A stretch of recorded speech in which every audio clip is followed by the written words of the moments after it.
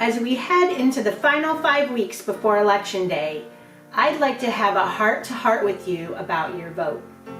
Over the past 14 weeks, I've given you a lot to think about and weekly civic engagement challenges to help you make a difference in your country.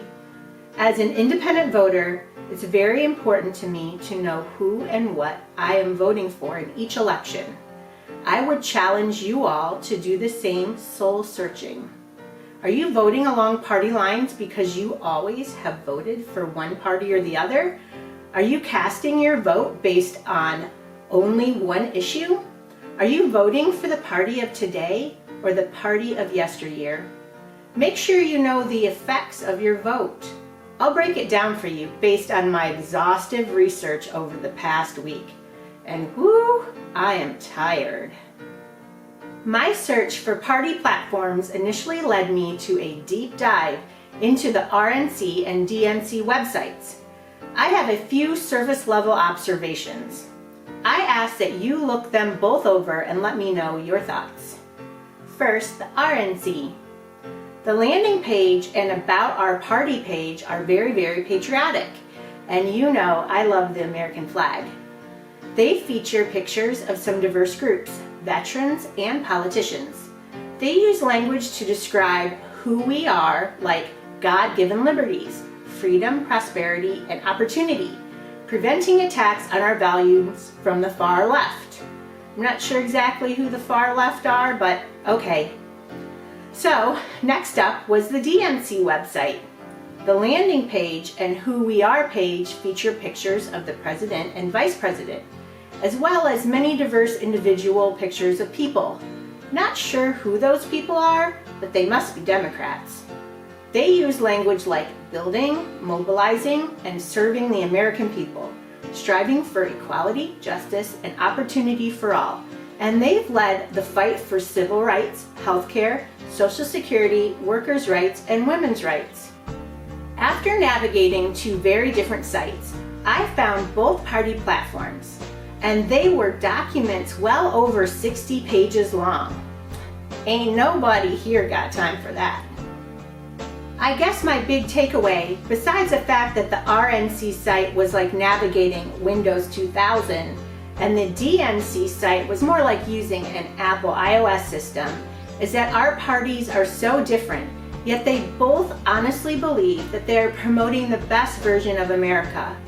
You'll have to decide what that means for you. And the first step is knowing what your vote means in the November election. When you cast your ballot, I want you to own your vote and be fully aware of some of the things you are voting for.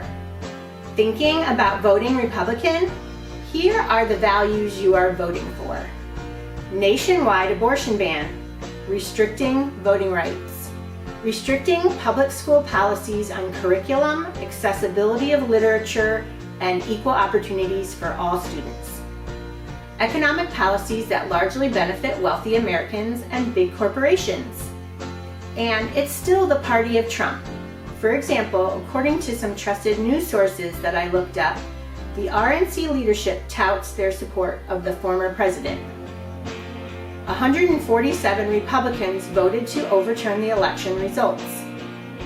1 in 3 Republican 2022 candidates for statewide office that play a role in overseeing elections support false election claims. If you are personally okay with all of these absolutes, then I can understand why you vote Republican.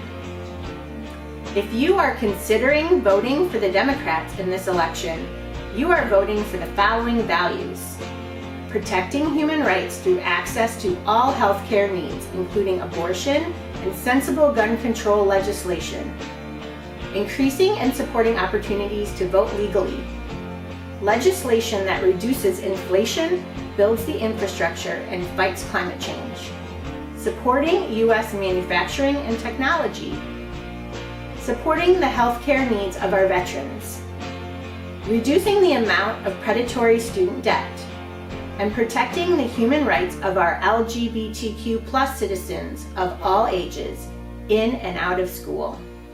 It's up to you to own your vote. Be informed about the policies and platforms that come with your vote. Bottom line for me this election, you are either voting for a national abortion ban, hey, what happened to the states' rights Republicans? Or you are voting to allow our citizens with a uterus to have autonomy over their own bodies and health care choices. Don't give me the, well, I've always voted for BS line. Know your vote and own it. I will admit, this research, plus seeing the movie Don't Worry Darling and binge watching the new season of The Handmaid's Tale all in one weekend, did nothing to alleviate my fear of what will happen if Republicans regain a majority in the House and Senate for the next 2 years, especially with restrictions on voting rights and human rights on the platform. I started this movement as a way to ensure the restoration of bodily autonomy to all Americans with a uterus. My values and my eyes are still on the prize. I'm bone tired of all this worry. So let's make a remedy. What you need to do is you need to layer 1 ounce of dark rum. This is the kind that I'm using today. I think any dark rum will work. So we'll layer it into our highball or Collins glass full of crushed ice. And then the next thing that you want to layer is 3/4 ounce of light rum. And I'm using Bacardi. But again, it's personal preference. 3/4 of an ounce of Luxardo. That's the cherry liqueur that we've used before in other cocktails. And then the next layer is 3/4 of an ounce of lime juice. Now what I did for this is 3/4 of an ounce is a little bit more than 1/2 of a lime. So I took a whole lime, cut off a wheel for our garnish, and then squeezed the rest, and it made exactly 3/4 of an ounce. So you'll need 1 lime per cocktail. Okay, and then the last ingredient, liquid ingredient, is 1/2 of an ounce of pineapple juice.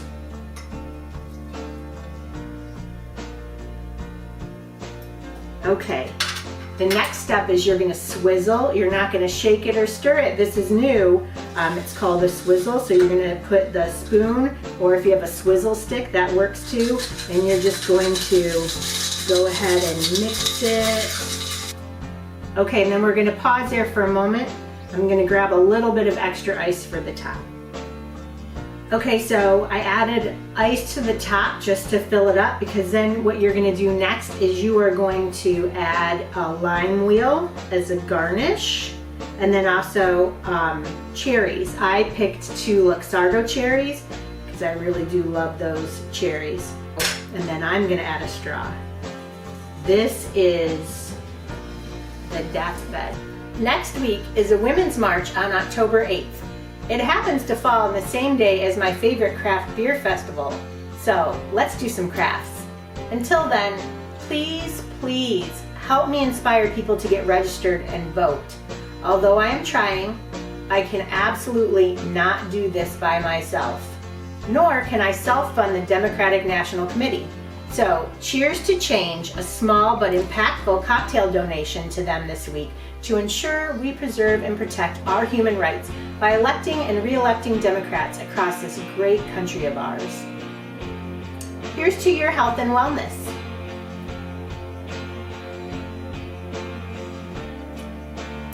That's going to help my health and wellness. So are we going to break some balls or what?